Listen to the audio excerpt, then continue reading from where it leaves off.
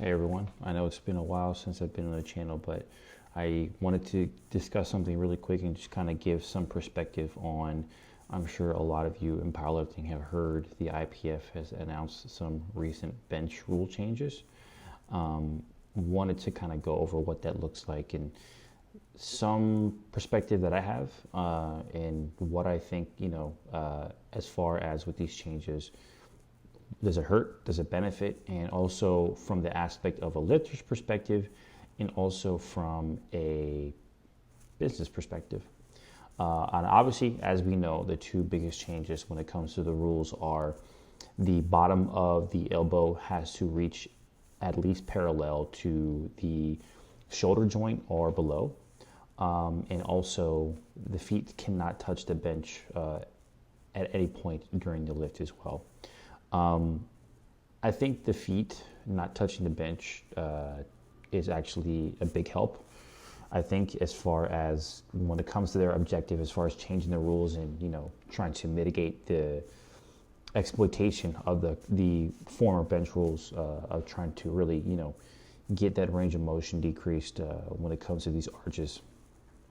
And the downside, though, I think that when it comes to the parallel piece, I think that, in my personal opinion, this is going to be very difficult to judge, right? And from what I understand, it's going to only be the head judge that's actually going to be seeing this. Well, only the head judge is going to probably see it more clearly in comparison to the side judges. And at the same time, you already have so many technical aspects to the bench that adding one more particular piece, especially of this magnitude, is going to make it very difficult, in my opinion, as far as for a reffing aspect for competition. And I think the immediate impact we're going to see is we are definitely going to see people having a significantly longer pause when it comes to getting the press command, because the refs, not only on the lifter side, having to get adjusted to this, but the refs are also going to have to get adjusted to this as well. So,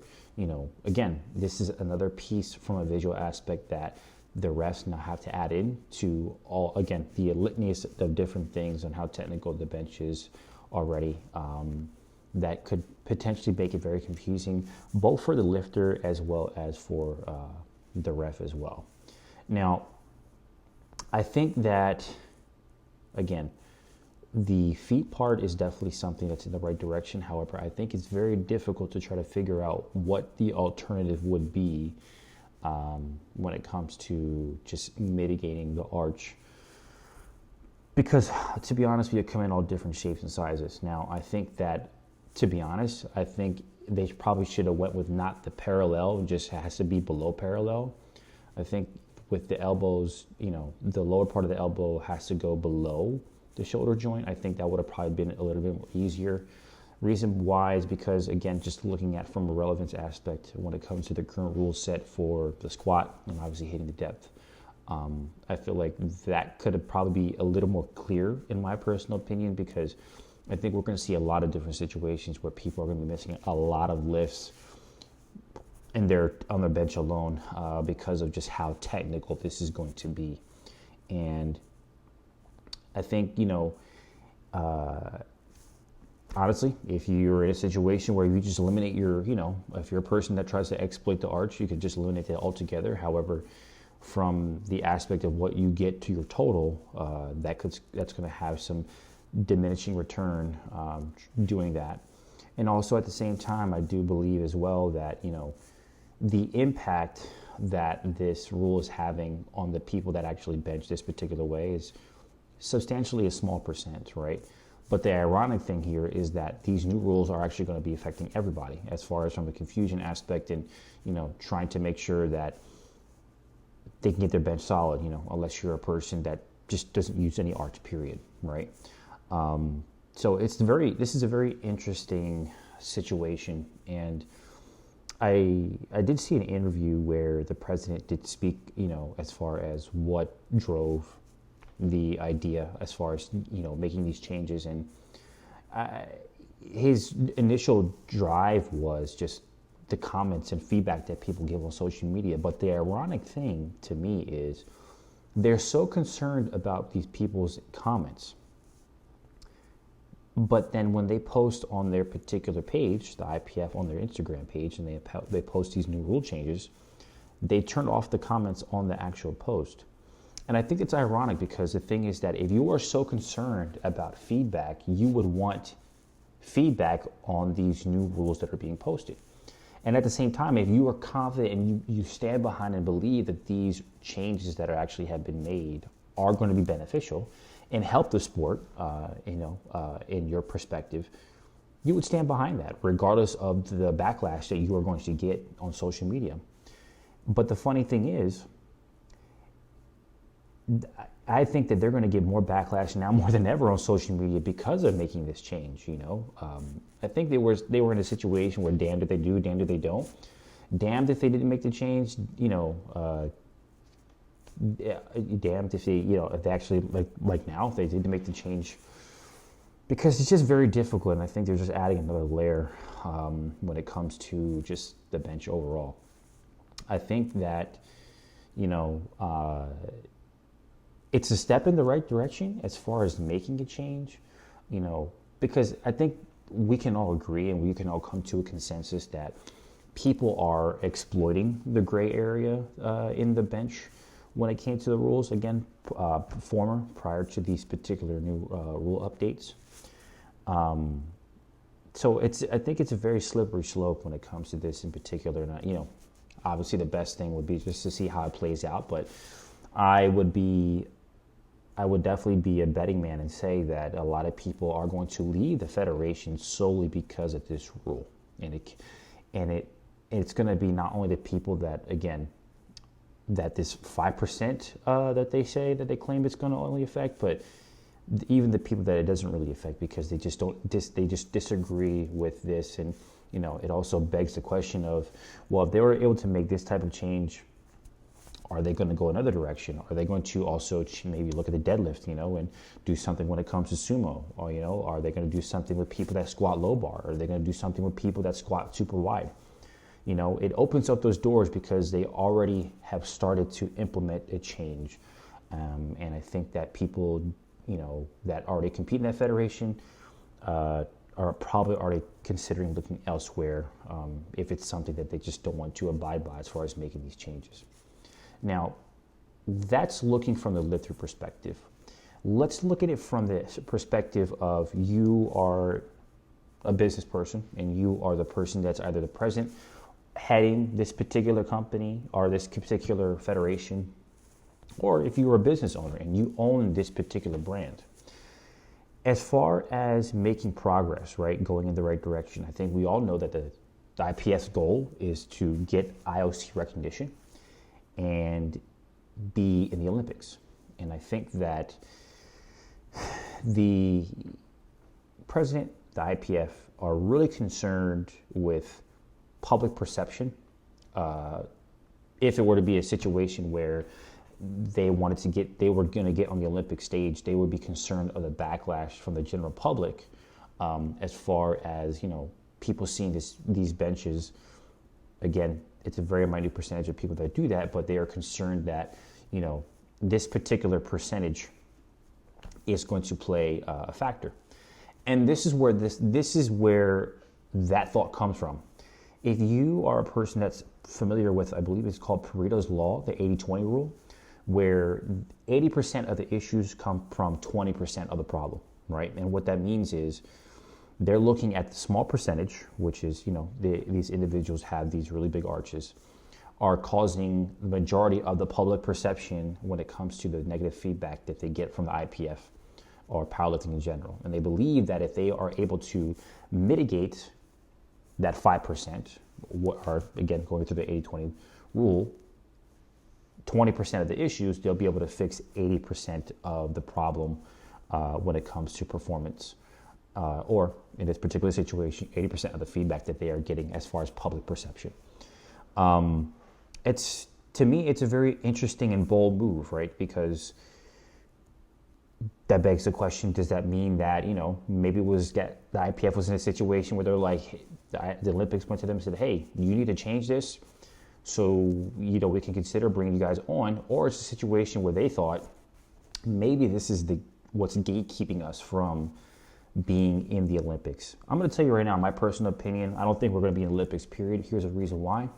The IOC is already having an issue when it comes to drug-related issues on the weightlifting side. And it would not make sense to take that particular sport out of the Olympics, which is obviously a discussion that's been being had, to then replace it with a sport that is also in strength where people are lifting a significant amount of more weight.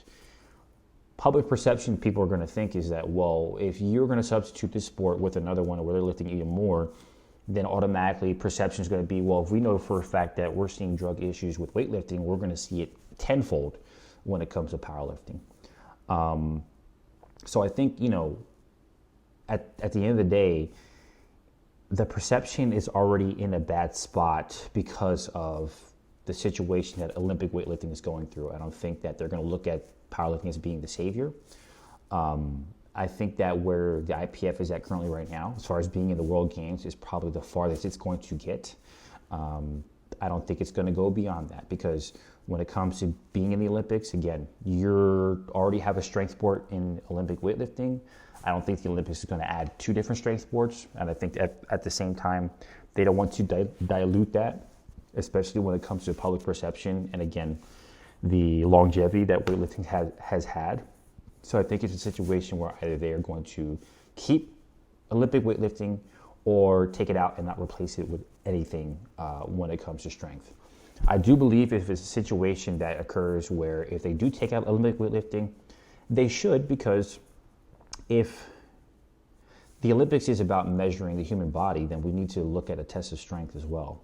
And I personally think that, if we do take out Olympic weightlifting, they should. And as every other powerlifter probably agrees with me in this particular situation as well. But given these circumstances, the likelihood of this particularly happening is, I'm sure, very small. And I think that the IPF made this bold move, which is a publicity stunt, to really get the IOC to look in their direction to try to make a drastic change so they could take a leap forward. But I think that it's going to go in the opposite direction, where it's going to cause their demise. And I also believe that if I'm the USAPL, I have money bags in my eyes right now, where do not be surprised if you see a lot of updates and announcements come from the USAPL in the matter of the next days or weeks when it comes to the international level on what benefits they can get, right, when it comes to reaching the pro card or reaching the pro level, why competing with them is much better, because you're not going to have to deal with these particular sets of technical rules, right? So I wouldn't be surprised that you see not only lifters from the IPF transition over. I believe you are going to see even more country affiliates in the IPF withdraw and potentially go towards the USAPL. Now, keep in mind, a lot of countries only have the IPF federation, so they're kind of in a stronghold where they don't have a choice, but you never know. They could be having internal rumblings where they probably want to go another direction, and this might be that, that chance for a lot of those countries to kind of dip and go somewhere else. So I wouldn't be surprised if we see a lot more countries be affiliated with the USAPL in the future. And I also think that if the USAPL is going to become an international federation, they should consider changing their name. Now, what should they change it to? I don't know, but it doesn't make sense to me if you're going to call yourself the United States Powerlifting,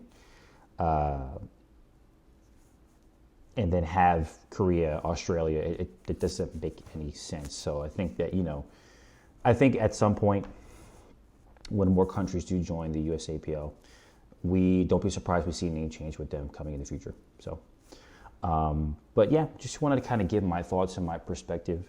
I'm really curious to see how things do play out going forward with Powerlifting America, and also the IPF and the USAPL when it comes to this information, because it's going to affect all three interchangeably, of course. But I would not be surprised if we do see a big shift of people jumping from the IPF and going to the USAPL, where the USAPL might have a crazy 2024, especially knowing this information. So it'd be really interesting to see. But with that being said, I know I've been off the channel for a while, not really posting any particular videos. So I've been training.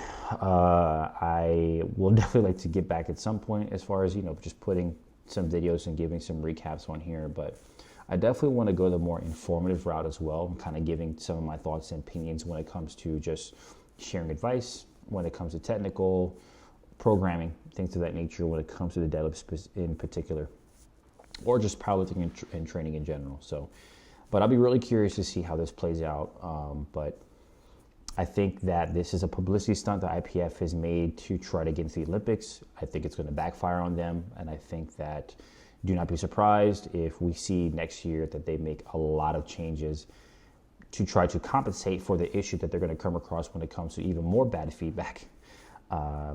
That's going to get to the point where people are going to get so frustrated and confused with these constant changes that people are just going to jump. So that's my take on it. I would like to hear anybody else's opinion. More than welcome to comment down below.